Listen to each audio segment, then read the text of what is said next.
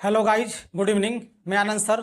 आज मैं आप लोग को क्लास 9 का चैप्टर 8 क्वाड्रिलेटरल चतुर्भुज का क्वेश्चन नंबर 1 पढ़ाऊंगा।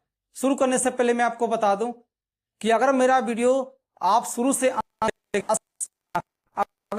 पसंद आता हो तो आप लाइक करेंगे, और जिसे पसंद ना हो, समझ में नहीं आता हो, करेंगे होंगे सब्सक्राइब करेंगे। तो करते हैं क्वेश्चन नंबर 1। कहता है question number 1, if the diagonals parallelogram are equal then set is a rectangle।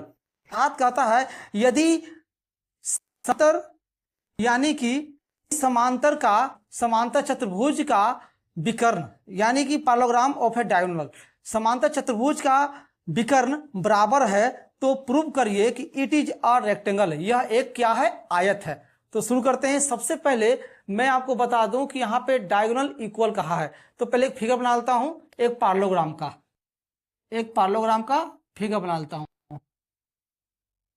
Parallelogram तो होता है आमने सामने इक्वल। पैरेललोग्राम का मतलब क्या होता है? आमने सामने इक्वल। ऐसे प्रूव करना है कि ABCD एक रेक्टेंगल है, और इसमें डायगोनल है। A से C एक डायगोनल लिया, एक डायगोनल लिया, ठीक है। और यहाँ पे गिवन है कि क्या AC इक्वल है B का, इक्वल। तो मैं लिख सकता हूं 1 नंबर गिवन दिया हुआ है कि AC इक्वल B। आपको प्रूव करना क्या है? प्रूव करना है ABCD is a rectangle. ABCD क्या है? एक आयत। तो चलिए मैं साबित करता हूं। प्रूफ अब एक रेक्टेंगल हो सकता है या नहीं?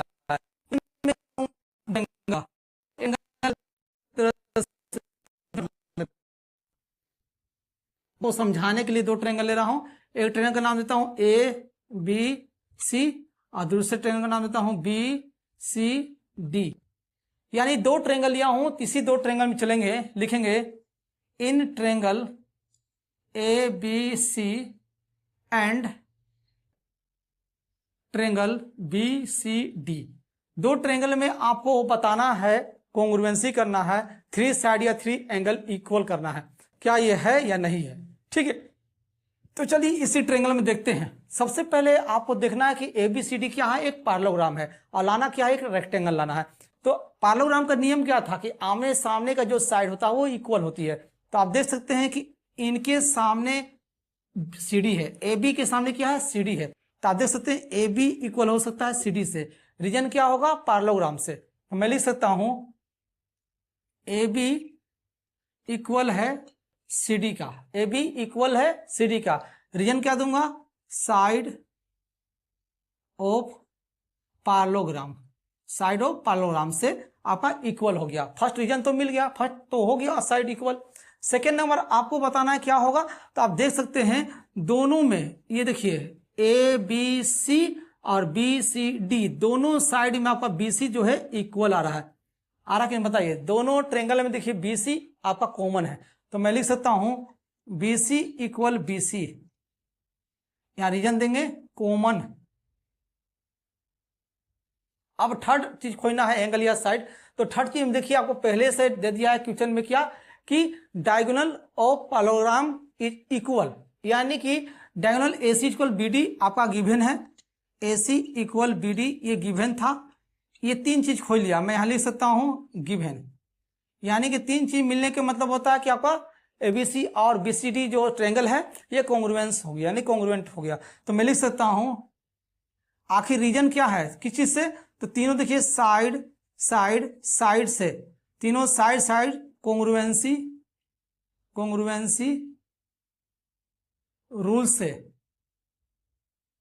आपका कॉन्ग्रुएंस हुआ है। तो मैं लिख सकता हूं ट्रायंगल ABC इक्वल है और कॉन्ग्रुएंस, यानी कॉन्ग्रुएंस हो गया। ट्रायंगल ABC कॉन्ग्रुएंस हो गया ट्रायंगल BCD का। जब आपका ये साइड इनके साथ इक्वल हो गया, ये साइड इनके साथ इक्वल हुआ, ये साइड इनके साथ इक्वल हुआ, अब हमको लाना है रेक्टेंगल। और रेक्टेंगल का नियम क्या था कि आमने सामने का साइड इक्वल हो और साथ साथ हर एक एंगल, ईच एंगल जो होता है ए बी सी डी, ये सब 90 डिग्री का होना चाहिए। तो मैं देख सकता हूं कि यहाँ CPCT से बी और सी, यानी कि मैं लिया हूं ABC तो बी हो गया, और BCD में तो सी, ये दोनों एंगल जो है आपका इक्वल हो जाएगी। ठीक है, तो मैं लिख सकता हूं एंगल बी इक्वल है एंगल सी, और किस रीजन दूंगा, रीजन क्या है, CPCT से। मैं तो इतना ला दिया, अब जो है मुझे लाना है कि ABCD क्या है, एक रेक्टेंगल, यही प्रूव करना है। तो मैं आगे यहां लिख देता हूं मैं लिख सकता हूं क्या कि एंगल बी और एंगल सी, एंगल बी और एंगल सी को सम करने पर आता 180। रीजन क्या दूंगा, तो लिखूंगा को इंटीरियर एंगल से, को इंटीरियर एंगल से आपका 180 हो जाती है ऐड करने पर। ठीक है, तो देखिए ध्यान से, एंगल बी की जगह पर मैं ऐसा करता हूं कि एंगल बी ही छोड़ता हूं, एंगल बी की जगह पर एंगल बी ही छोड़ता हूं। एंगल सी के जगह पर देखिए, एंगल सी के जगह पर एंगल बी लिख सकता हूं, इक्वल तो किया हूं ना CPCT से, तो एंगल सी की जगह पर क्या लिखूंगा, एंगल बी। तो जहां पर एंगल सी है वहां लिख देंगे एंगल बी, इक्वल हो जाएगी 180 डिग्री। अब बी और बी डबल हो गया, तो ऐड करेंगे तो 2 एंगल बी हो जाएगी इक्वल 180 डिग्री। यहां लिख सकते हैं एंगल बी छोड़ दूंगा, इक्वल में 180 डिग्री। ठीक है, ये 2 मल्टीप्लाई में तो डिवाइड में हो जाएगी, तो हो जाएगी 90 डिग्री। कहने का मतलब है कि एंगल बी का वैल्यू आ गया 90 डिग्री। और मैंने आपको CPCT से प्रूव किया था कि जितना एंगल बी उतना सी है, यानी एंगल बी जितना होगा उतना एंगल सी होगा, और दोनों 90 हुआ। अब एक चीज देख सकते हैं कि एंगल बी के अपोजिट साइड डी है, ये अपोजिट एंगल से, यानी कि अपोजिट एंगल से आपका ये भी इक्वल हो गया। तो मैं लिख सकता हूं एंगल डी, यानी ये भी इक्वल हो गया, और एंगल सी लाया था तो इसके अपोजिट आपका एंगल ए हो गया, ये भी आपका इक्वल हो गया एंगल ए। तो लिख सकता हूं एंगल ए इक्वल है एंगल बी, इक्वल है एंगल सी, इक्वल है एंगल डी। ये चारों एंगल आ गया कितना, 90 डिग्री। और आपको बता दें कि रेक्टेंगल का नियम था कि ईच एंगल क्या है, 90 डिग्री का है। अगर हो जाता है तो ये क्या होगा, रेक्टेंगल।